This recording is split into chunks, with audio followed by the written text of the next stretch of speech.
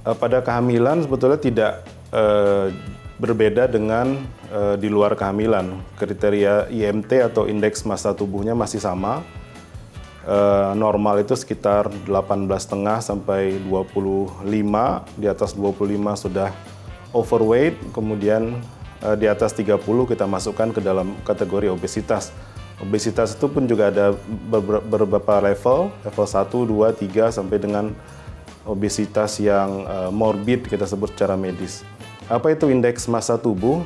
Indeks massa tubuh itu merupakan hasil perhitungan dari berat badan dalam kilogram dibagi dengan tinggi badan dalam meter dikuadratkan. Jadi misalkan seorang wanita tinggi badannya 160 cm, untuk bisa kategori obesitas, maka minimal berat badannya harus 77 kg. Karena ketika 77 kg dibagi dengan 1,6 kuadrat, maka hasilnya lebih dari 30. Indeks massa tubuhnya lebih dari 30. Dalam kehamilan pun juga sama, cuman memang ada beberapa parameter yang bisa kita toleransi. Pada kehamilan terjadi kenaikan berat badan yang berasal dari kenaikan berat badan janin, plasenta, kemudian perubahan-perubahan fisiologis pada ibu, misalnya penambahan volume darah, penambahan massa rahim, dan penambahan retensi cairan yang akan dipergunakan untuk bahan ASI berikutnya.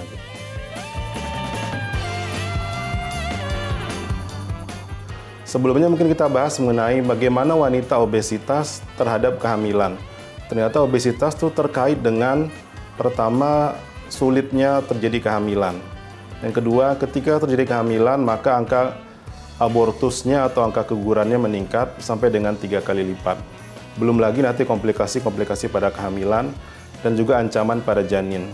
Kalau kita bicara komplikasi pada kehamilan, maka sudah banyak penelitian membuktikan bahwa pada ibu-ibu yang hamil dengan obesitas, meningkat resiko terjadinya diabetes pada kehamilan, atau kita sebut sebagai diabetes mellitus gestasional atau DMG. Ketika terjadi DMG atau diabetes mellitus gestasional, maka akan banyak komplikasi yang terjadi. Misalnya berat badan janinnya akan sangat besar atau disebut bagian makrosomia. Kemudian ibunya juga akan kesulitan untuk lahir normal. Kenapa? Karena dengan lemak yang menumpuk di tubuhnya termasuk juga bisa menyulitkan untuk jalan lahir. Kemudian berikutnya adalah akurasi USG pada pasien-pasien dengan obesitas itu sangat jelek, sehingga sulit untuk mengenali adanya kelainan-kelainan bawaan pada janin. Beda dengan wanita-wanita yang tidak obesitas, maka akurasi USG-nya akan lebih baik karena daya tembus USG-nya sangat baik. Pada janin, ternyata obesitas meningkatkan beberapa kelainan kongenital, karena terkait dengan diabetes mellitus gestasional tadi. Yang paling terkait adalah neural tube defect namanya. Jadi kegagalan dari pembentukan tabung saraf. Kegagalan itu bisa ringan sampai dengan berat. Misalnya yang ringan ataupun sedang adalah tonjolan di meningokel, kita sebut tonjolan di tulang belakang. Atau yang berat adalah tidak tertutupnya tabung saraf atau kita sebut sebagai dengan anencefalus. Nah, itu bisa bersifat letal atau kita sebut sebagai bayinya kadang tidak bisa kita selamatkan. Nah, berikutnya adalah kalau pasiennya obesitas dan DMG, risiko yang terjadi adalah meningkatkan terjadinya hipertensi pada kehamilan. Pada kondisi yang berat bisa menyebabkan preeklamsi, lebih berat lagi bisa menyebabkan eklamsi atau kejang pada kehamilan.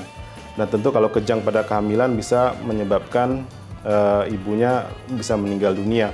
Karena eklamsi adalah salah satu dari 4 penyebab kematian terbesar ibu.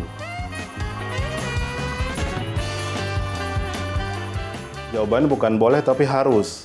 Kenapa? Karena dari American College of Obstetrics and Gynecology mengatakan bahwa pada wanita dengan obesitas maksimal kenaikan berat badan selama kehamilan itu sekitar 7 kg. Tidak boleh lebih dari itu. Karena kalau lebih dari itu maka akan meningkatkan morbiditas pada ibu dan pada janin.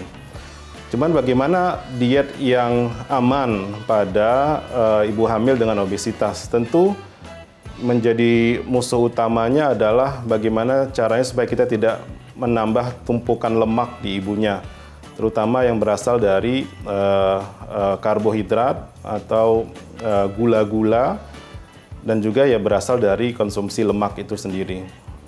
Cuman untuk konsumsi protein yang merupakan bahan utama pembentukan sel dari janinnya tidak boleh kita kurangi.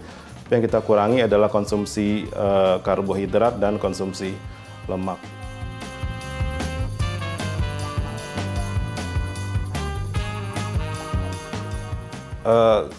Sama seperti obesitas pada kondisi yang tidak hamil, maka tentu kita harus lakukan pembatasan kalori yang masuk dan juga meningkatkan kalori yang keluar. Pembatasan kalori tadi misalnya dengan melakukan restriksi atau pembatasan karbohidrat misalnya. Kemudian ibu hamil juga harus melakukan gerakan olahraga yang aman pada kehamilan. Jadi ibu hamil tidak boleh mager, harus aktif, apalagi kalau ibu hamil dengan obesitas. Lebih baik sebetulnya aktivitas olahraga itu dilakukan sebelum terjadi kehamilan. Ketika sebelum terjadi kehamilan, maka olahraganya bisa dilanjutkan selama kehamilan, tapi tentu dengan intensitas dan frekuensinya yang diturunkan sedikit. Banyak sekali pilihan olahraga-olahraga yang aman pada kehamilan, misalnya senam, berenang, yoga, dan sebagainya, yang bisa dilakukan pada ibu hamil sehingga akan meningkatkan pembakaran kalori. Jadi tidak terjadi penumpukan lemak lebih lanjut.